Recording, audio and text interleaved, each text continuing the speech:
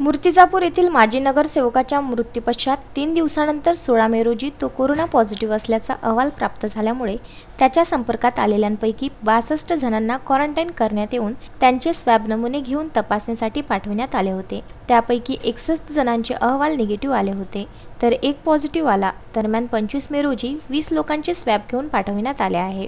त्यातील 12 लोकांचे स्वॅब पुन्हा तपासणीसाठी पाठविण्यात आले होते। 12 पैकी 3 महिलांचा अहवाल 27 मे रोजी पॉझिटिव्ह आला असल्याने मूर्तिजापूरकरांच्या मनातील धास्ती वाढली आहे। 13 मे रोजी पठाणपुरा भागातील मृत्यू झालेल्या 57 वर्षीय इस्माचा अहवाल 16 मे रोजी पॉझिटिव्ह आल्याने त्याच्या संपर्कात आलेल्या 62 लोकांना क्वारंटाईन करून त्या सर्वांचे स्वॅब तपासणीसाठी पाठविण्यात आले होते। त्यापैकी हिरपूर येथील एका महिलेचा अहवाल गुरुवारी पॉझिटिव्ह आल्याने निवडत चाललेल्या स्थितीने अचानक गंभीर वळण घेतले। 25 मे रोजी मृतकाच्या संपर्कातील 12 लोकांचे स्वॅब नमुने परत घेण्यात आले होते, त्यात इतर 8 लोकांच्या नमुन्यांचा समावेश होता। बुधवारी संध्याकाळपर्यंत 14 स्वॅब नमुन्याचा अहवाल प्राप्त झाला असून परत घेतलेल्या 12 नमुन्यातील 3 अहवाल पॉझिटिव्ह आले आहे। हे पॉझिटिव्ह रुग्ण 3ही महिला असून मृतक इस्माच्या जवळचे नातेवाईक आहे।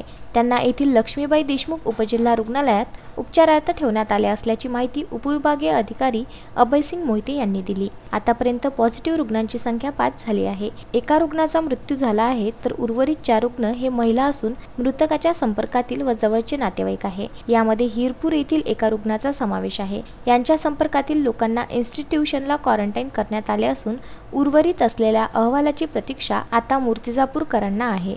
बाळासाहेब गणोरकर, विदर्भ न्यूज, मूर्तिजापूर।